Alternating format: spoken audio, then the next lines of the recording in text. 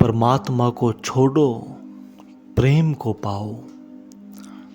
क्या प्रेम ही परमात्मा नहीं है? क्या प्रेम में डूबा हुआ हृदय ही उसका मंदिर नहीं है? और क्या जो प्रेम को छोड़ उसे कहीं और खोजता है वह व्यर्थ ही नहीं खोजता। एक दिन यह मैं अपने से पूछता था, आज यही आपसे भी पूछता हूँ। परमात्मा को जो खोजता है वह घोषणा करता है कि प्रेम उसे उपलब्ध नहीं हुआ, क्योंकि जो प्रेम को उपलब्ध होता है वह परमात्मा को भी उपलब्ध हो जाया करता है।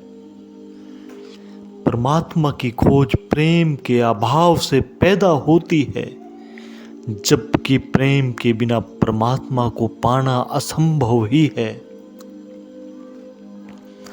परमात्मा को जो खोजता है वह परमात्मा को तो पा ही नहीं सकता, प्रेम की खोज से अवश्य ही वंचित हो जाता है। किंतु जो प्रेम को खोजता है वह प्रेम को पाकर ही परमात्मा को भी पा लेता है। प्रेम मार्ग है, प्रेम द्वार है, प्रेम पैरों की शक्ति है, प्रेम प्राणों की प्यास है और अंततः प्रेम ही प्राप्ति है, प्रेम ही परमात्मा है। मैं कहता हूं परमात्मा को छोड़ो, प्रेम को पाओ। मंदिरों को भूलो, हृदय को खोजो, क्योंकि वह है तो वही है। परमात्मा की यदि कोई मूर्ति है तो वह प्रेम है, लेकिन पाषाण मूर्तियों में वह मूर्ति खो ही गई है। परमात्मा का कोई मंदिर है तो वह हृदय है, लेकिन मिट्टी के मंदिरों ने उससे भली भांति ढक लिया है। परमात्मा उसकी ही मूर्तियां और मंदिरों के कारण खो गया और उसके पुजारियों के कारण ही उससे मिलन कठिन है। उसके लिए गाई गई स्तुतियां और प्रार्थनाओं के कारण ही स्वयं उसकी ध्वनि को सुन पाना असंभव हो गया है। प्रेम आए तो उसमें ही परमात्मा भी मनुष्य के जीवन में लौट कर आ सकता है। एक पंडित एक फकीर से मिलने गया। उसके सिर पर शास्त्रों की इतनी बड़ी गठरी थी कि फकीर के झोपड़े तक पहुंचते पहुंचते वह अधमरा हो गया था। उसने जाकर फकीर से पूछा, परमात्मा को पाने के लिए मैं क्या करूं?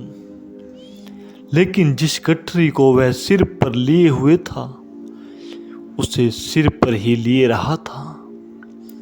फकीर ने कहा, मित्र, सबसे पहले तो इस गठरी को नीचे रख दो। पंडित ने बड़ी कठिनाई अनुभव की, फिर भी उसे साहस किया और गठरी को नीचे रख दिया। आत्मा के बोझों को नीचे रखने के लिए निश्चय ही अदम्य साहस की जरूरत होती है, लेकिन फिर भी एक हाथ वह गठरी पर ही रखे हुए था। फकीर ने दोबारा कहा, मित्र, उस हाथ को भी दूर खींच लो। वह बड़ा बलशाली व्यक्ति रहा होगा, क्योंकि उसने शक्ति जुटाकर अपना हाथ भी गठरी से दूर कर लिया। तब फकीर ने उससे कहा, क्या तुम प्रेम से परिचित हो? क्या तुम्हारे चरण प्रेम के पथ पर चले हैं? यदि नहीं तो जाओ और प्रेम के मंदिर में प्रवेश करो। प्रेम को जियो और जानो और तब आना, फिर मैं तुम्हें परमात्मा तक ले चलने का आश्वासन देता हूं। वह पंडित लौट गया। वह आया तो पंडित था, लेकिन अब पंडित नहीं था। वह अपनी ज्ञान गठड़ी वहीं छोड़ गया था। वह व्यक्ति निश्चित ही असाधारण था और अद्भुत था, क्योंकि साम्राज्य छोड़ना आसान किंतु ज्ञान छोड़ना कठिन है। ज्ञान अहंकार का अंतिम आधार जो है, लेकिन प्रेम के लिए अहंकार का जाना आवश्यक है। प्रेम की विरोधी घृणा नहीं है। प्रेम का मूल शत्रु अहंकार है। घृणा तो उसकी ही अनेक संततियों में से एक है।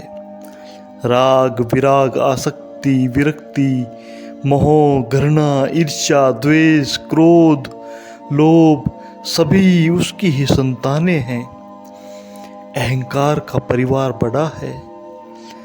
फकीर ने उस व्यक्ति को गांव के बाहर तक जाकर विदा दी। वह इस योग्य था भी। फकीर उसके साहस से आनंदित था। जहां साहस है वहां धर्म के जन्म की संभावना है। साहस से स्वतंत्रता आती है और स्वतंत्रता से सत्य का साक्षात होता है। लेकिन फिर वर्ष बीत गए। फकीर उस व्यक्ति के लौटने की प्रतीक्षा करते करते बूढ़ा हो गया, लेकिन वह न आया। अंततः फकीर ही उसे खोजने निकला और उसने एक दिन उसे खोज ही लिया। एक गांव में वह आत्मविभोर हो नाच रहा था। उसे पहचानना भी कठिन था। आनंद से उसका कायाकल्प ही हो गया था। फकीर ने उसे रोका और पूछा, आए नहीं तुम वापस? मैं तो प्रतीक्षा करते करते थक ही गया और तब स्वयं ही तुम्हें खोजता हुआ यहाँ आया हूँ। क्या परमात्मा को नहीं खोजना है? वह व्यक्ति बोला, नहीं, बिल्कुल नहीं। प्रेम को पाया, उसी क्षण परमात्मा को भी पा लिया।